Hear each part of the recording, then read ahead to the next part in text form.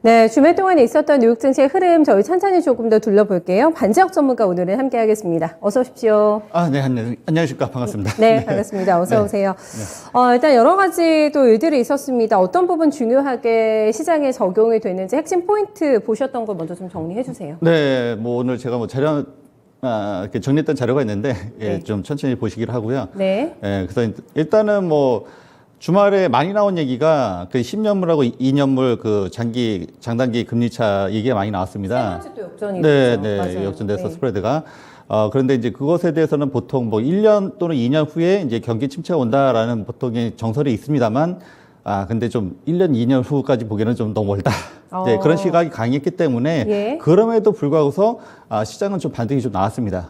그리고 반등이 나왔던 근본적인 원인은 우리나라가 이제 뭐 우리나라뿐만 아니라 또 일본 시장, 아시아 시장이 썩 좋지 못했죠. 네, 그 이유는 사실은 이제 뭐 우크라이나 여러분들이 많이 알다시피, 그렇죠, 네. 그 어떤 전쟁적인 그 전쟁 때문에 어떤 수급에 이제 그 불안함이 좀 있었거든요. 네. 근데 이제 지난주 뭐 얼마 안 됐습니다만, WTI가 많이 이제 좀 완화가 됐습니다. 그래서 가격이 그리고 지난주에는 거의 뭐 $100 미만까지 내려갔고요. 떨어졌죠. 네네네. 네. 그리고 이제 그 2차 전지 같은 경우는 이제 뭐 요즘 니켈, 뭐 코발트, 망간이 굉장히 중요하잖아요. 근데 이제 니켈 가격이 이제 예전에 갑자기 하루에 뭐 50% 이상 뛰고 막 그랬었는데, 이제는 좀 많이 진정이 됐습니다. 네. 그러면서 이제 우리나라 2차 전지도 지난주에 굉장히 강했었고요.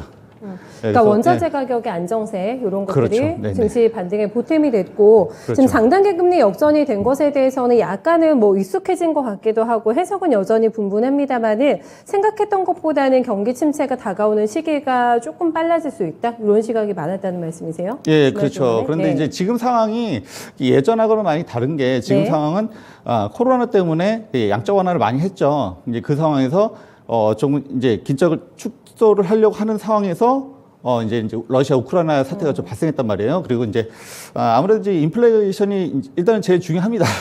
중요할 수밖에 없고요. 특히 네. 우리나라 같은 경우는 네. 뭐 일본도 마찬가지고요. 니켈도 사실 좋지 못했거든요. 근데 그 이유가 우리나라나 또 일본 같은 경우는 수출을 많이 해야 되는데 이제 원자재 가격이 올라가 버리니까 이게 3월에 이제 발표가 났잖아요. 수출이 발표가 났는데 3월 이제 1분기 굉장히 실적이 나쁘지 않았습니다. 네. 않았는데도 불구해서 이제 수출도 증가했는데 그만큼 수입이 더 많이 증가했어요. 그러니까 이제 약간은 또 우리나라도 약간은 이제 적자폭이 조금 생긴 했는데 아무래도 이제 그 원자재 가격이 조금은 안정이 되면 특히 우리나라 같은 수출입이 중요한 나라에서는 좀 더 뭐 증시도 그렇고 좀 탄력을 받을 수 있다. 이렇게 좀 보고 있습니다. 네. 네. 원자재 가격이 뛰면은 가장 불리한 게 또 우리나라이기도 하죠. 그렇죠, 네, 맞죠. 이제 그런 네네. 부분에 영향을 받게 되면서 움직임이 있었는데 이것도 조금 완화가 됐기 때문에 네네. 좀 안도할 수 있는 부분이 되지 않을까 싶고요. 지난주에 네, 좀 맞습니다. 시끄러웠던 게 러시아가 좀 배짱을 부렸잖아요. 루블화로 결제해야지만 우리가 가스를 맞습니다. 공급해줄 네네네. 것이다 네, 했는데 네. 이걸 조금 유예하는 것 같아요. 지금 조금 그러니까 이제 느슨해졌죠. 지금 네. 이제 이제 좀 러시아 우크라이나 이야기는 좀 길어질 수밖에 없는데 대응이요. 네. 그렇죠? 근데 이제 아무래도 이제 러시아가 지금 디폴트 얘기도 많이 났었거든요, 지난주에. 그런데 이제 디폴트를 할 수 있었음에도 불구하고서 어차피 달러화를 이제 그 제재를 많이 받고 있잖아요. 그렇죠. 이제 그럼에도 네. 불구하고서 계속 이거는 약속을 이행하고 있어요. 이제 그런 걸로 봤을 때는 뭐 제가 뭐 푸틴의 머리 위에 올라가는 건지 모르겠지만, 그러니까 이제 정상적인 이제 예전으로 돌아가려는 움직임은 솔직히 그런 마음이 있는 거예요. 그러니까 아주 그냥 뭐 나는 전범이다 이런 게 아니라 이전으로 돌아갈 마음이 있는 건데 단지 이제 보통 저도 뭐 독재 이런 거 좋아하지는 않습니다만 네. 명분이 사실 전쟁이 필요해요. 명분이 필요한데 지금 뭐 원래는 그러니까 이제 초단기전에 이제 뭐 우리 뭐 옛날에 뭐 키이우를 빠르게 이제 점령을 해서 그러니까 이제 친러 정권을 세운 다음에 그 다음에 자기가 원하는 것을 이렇게 하려고 했었는데 이게 지금 이제 저항이 만만치 않단 말이에요. 그러다 보니까 이제 플랜 B. 그래서 이제 지금 뭐 제가 지도도 사실 준비했었습니다만 네. 원래 목적은 사실 돈바스 지역, 도네츠크라든지 이쪽에 대한 어떤 그 친러의 그런 성향들이 사람들이 있단 말이에요. 러시아도 가깝고 그래서 네. 이제 그쪽에 대해서 좀 더 이쪽을 좀 도와주겠다. 원래는 그래서 독립을 도와주겠다라는 게 명분이고요. 그리고 이제 그것을 이제 좀 반대하는 게 지금 뭐 저기 지도에 보면 마우리폴이라는 그 항구가 있습니다.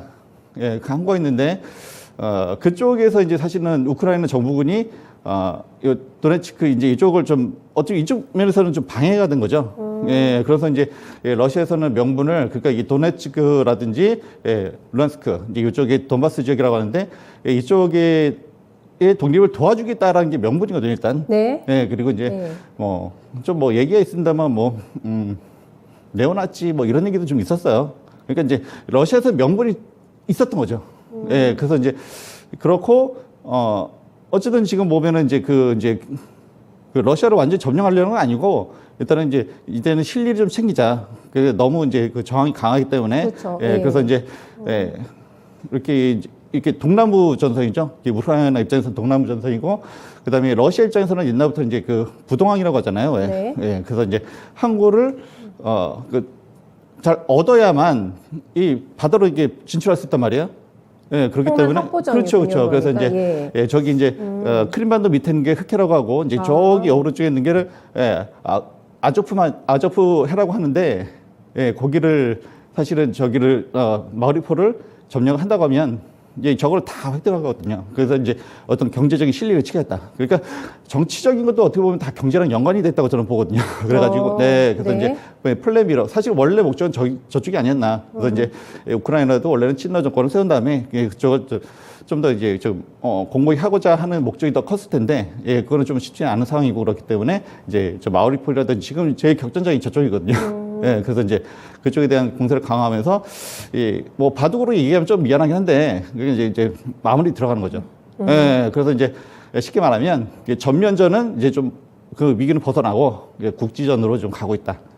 근데 이제 협상이 잘 이루어지지 않는 입장은 그 푸틴은 그래도 이제 좀 얻는 게 있잖아요. 근데 젤렌스키 입장에서는 크림반도도 우리가 뺏겠다, 다시 되찾겠다 했는데 이제 마리우폴까지 좀 뺏기게 되는 상황이 되기 때문에 그래서 협상이 조금 지연되고 있다. 근데 이제 많은 분들이 그 얘기를 하더라고요. 그 우크라이나 전쟁이 종료가 되면 그러면 이제 뭐 당연히 시장 좋아지죠. 근데 언제냐고 말했을 때 아무도 말을 못 해요. 근데 이제 그렇죠. 근데 5월이 아마 이제 그 러시아의 어떤 전승절 2차 대전 그렇기 때문에 그 전에 그 붉은 광장이라고 하잖아요. 거기서 이제 굉장히 이제 퍼레이드를 해야 되는데 아마 그 전까지로 좀 아마 그게 속마음이지 않을까.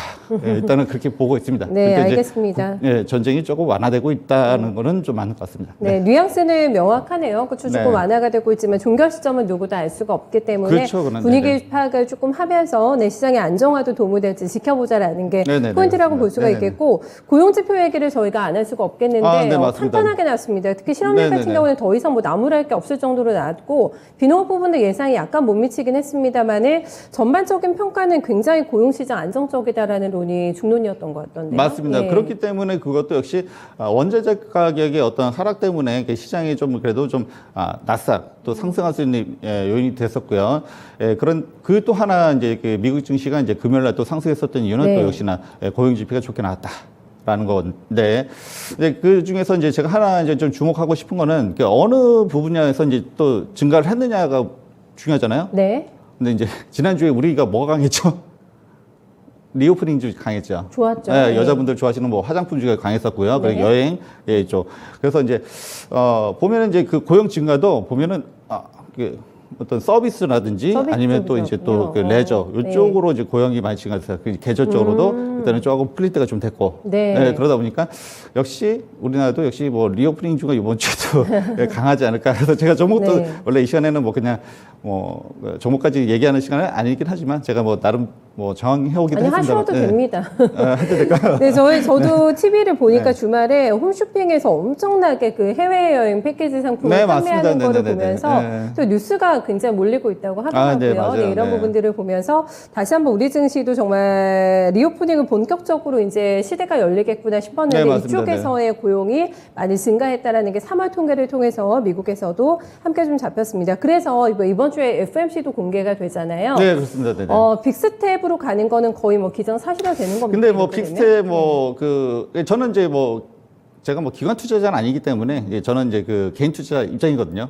그렇기 때문에 항상 저도 이제 쉽게 이제 설명하려고 많이 하는데 0.25로 가느냐, 0.5로 가느냐, 또 0.75로 가느냐. 이제 근데 어차피 금리 인상은 이제 상수입니다. 정해져 있어요. 무조건 갑니다. 그렇기 때문에 시장에서는 큰 반응은 별로 없을 거라고 저는 보고 있습니다. 상수는 50bp까지만입니다만은 75bp가 가버리면 그건 또 큰 변수가 될 수가 뭐 있는 변수는 거죠. 있지만 예. 지금 뭐 지난주 그 미국 차트 보면은 다우존스라든지 뭐 나스닥 또는 이제 보면은 그 다우존스는 사실 120선까지 살짝 올라갔다가 지금 살짝 내려왔거든요. 예, 나스닥까지는 120선을 못 넘어가고 지금 살짝 내려왔는데 네. 그리고 뭐 필라델피아 반도체 지수까지 솔직히 얘기해야 됩니다만 어쨌든 간에 아직까지는 그 우크라이나의 변수가 제가 뭐 조금은 해결의 조짐은 보인다라고 했지만 네, 완전 해결된 건 아니거든요. 그렇죠. 예, 그렇기 네. 때문에 지금 변수가 있어요. 예, 그리고 이제 필라델피아 반도체 지수, 우리나라 또 뭐, 물론 삼성전자 주주님 너무 안타까우시겠지만, 또 하닉스 주주님도, 우리는 배당은 적지만 그래도 좀 주가는 좀 잘 가는데 왜 못 가느냐. 그러니까 이제 지난주에 또 변수가 또 발생했잖아요. 또, 답답하시죠. 예, 네. 플런트가 네. 벨기에에서 이제 그 3M에서 이제 문제가 생기면서 뭐 큰 문제는 아닙니다만. 냉각수 문제. 네, 냉각수 문제가. 거세요? 네. 그래서 이제 지난주 이제 뭐 이번 주 실적 시즌이고 또 이제 삼성전자의 실적도 발표를 하는데 맞아요. 네. 근데 사실 기대를 많이 했거든요. 드디어 이제 반도체 갈 때가 됐다. 네. 했는데 발동이 안 네, 되네요. 그렇죠, 그렇죠. 이제, 네. 이제 수급이 지금 제한적이잖아요. 아무래도 이제 외인들의 어떤 수급이 좀 제한적인 상황에서 이제 그런 어떤 작은 그 변수마저도 조금 시장에 영향을 끼치거든요. 예, 그러다 보니까 조금 이제 요런 변수가 조금 해결이 되면 네. 그렇죠. 많은 전문가님께서 우크라이나 해결 이제 해결되면 다 증시 올라간다. 이건 누구나 다 알고 있어요. 예, 그렇지만 그런 작은 변수도 수급적인 면에서는 조금 시장에 영향을 끼칠 수 있기 때문에 그런 그렇지만 이제 또 역발상으로 거꾸로 생각해 보면 또 그게 또 기회가 될 수는 있거든요. 또 그렇죠. 예, 이게 주가가 시장 올라가는데 주가는 빠져 있어. 그러면 또 나중에 또 다시 한번 이게 그 관심 있게 볼 수 있겠죠, 그러면. 네. 그래서 정말 말씀해주신 대로 어닝 시즌의 분위기를 어떻게 잡으면서 갈 것인가가 중요한 또 이번 주부터 이제 포인트가 될 것 같은데 삼전의 실적 발표 예정이 돼 있잖아요. 그렇죠. 네. 어떤 식으로 예상을 좀 하고 계세요, 뭐 삼성의 주가는 뭐 의심의 여지는 없습니다. 네. 의심의 여지는 없고 뭐 하이닉스 좋고요. 다 좋은데 일단은 분위기가 이제 제가 말씀드렸다시피 이제 제일 중요시 보이는 거는 이제 수급이거든요. 수급이 지금 아까 제가 이제 원자재 얘기를 많이 말씀드렸던 이유가 한국 시장하고 일본 시장 같은 경우는 이제 수출에 굉장히 좀 원자재 수입이 굉장히 중요합니다. 그래서 이제 WTI 유가가 굉장히 중요하고 모든 물가가 상승하는 이유는 사실은 이제 유가거든요. 그렇죠? 농산물 같은 경우도 하다못해 운반도 해야 되거든요. 다 그럼요. 기름이 들어갑니다. 예. 어디든지. 네. 그렇기 때문에 유가가 지금 지난주 이제 원자재 가격이 이제 $100 좀 약간 어떤 심리적인 이제 저항선이나 지지선이 될 수 있는 선이었는데, 근데 $100 약간 내려왔단 말이에요. 네. 예, 그렇기 때문에 이게 지금 미국에서도 사실은 미국에도 석유업체들 입장에서는 유가가 올라가면 좋지만, 그냥 그런 좋은 업체도 있지만 또 그렇지 못한 업체도 분명히 있거든요. 나스닥 같은 경우는 사실 영향이 좀 받기 때문에. 그래서, 이제 바이든 대통령 입장에서도, 물론 석유 유가 올라가면 좋은 섹터도 있지만 그렇지 못한 섹터가 더 많기 때문에 유가를 잡아야 되고 또 이제 금리 인상 다 연결돼 있잖아요, 사실은. 그렇죠. 네, 그렇기 때문에 지금 비축유를 푼다. 그리고 이제 IEA 그래서 이제 에너지 협회 전 세계 우리나라도 포함되어 있습니다. 우리나라도 비축유를 풀기로 했어요. 네. 그리고 또 오늘 또 오펙 플러스에서 또 회의가 있거든요. 그렇기 때문에 또 그것도 하나의 또 어떤 변수가 또 작용할 수 있고 당연히 지금 오펙 플러스의 입장에서는 크게 증산 안 하겠다는 게 입장입니다. 지금 사실 누리고 있거든요. 예, 그렇기 때문에 증산을 하지 많이 하더라도 조금 그냥 이제 생색만 좀 내는 정도 이렇게 하는데 근데 오늘 좀 분위기가 또 어떻게 될지는 좀 봐야 되고요. 그리고 이제 또 하나의 뉴스는 또 이란. 이란의 핵 합의가 또 이루어지면은 이란이 얼마 전에 축구했었습니다. 네, 그래서 세계 매장량 6위예요. 네, 그렇기 때문에 또 핵 합의도 잘 이루어진다 하면 원유가 그럼 우리나라 당연히 좋죠. 네, 그러니까 유가에 다 영향을 줄 만한 그렇죠. 변수들을 많이 짚어주셨는데 오늘이 굉장히 그 관련된 이벤트가 많기 때문에 보자라고 정리해 주셨습니다. 조금 간단하게 오늘 장을 준비해 주신다면요, 전문가님. 네. 역시 지난주에 이어서 이제 주식은 증시는 이제 흐름이거든요. 흐름이 이제 아무래도 리우 오프닝 주에도 관심이 많고 또 지난주에 또 확진자 수가 10만 명대로 좀 줄어들었습니다. 그래서 이제 사실 중국도 이제 봉쇄를 하고 그런 면도 있습니다만 중국도 우리나라도 사실 이렇게 60만 명 이상 이렇게 늘어날 걸 예상 못 했거든요. 굉장히 그때는 좀 약간 놀랐었는데 지금 진정세가 되면서 진정 이번에 리오프닝 되는구나. 라고 이제 시장 분위기가 이제 흘러가고 있고요. 그리고 원자재 가격이 내려가면 아무래도 우리나라 증시에 물론 예, 요 섹터는 조금 안 좋을 수도 있겠죠. 이제 그렇지만 대부분의 섹터는 좋지 않을까.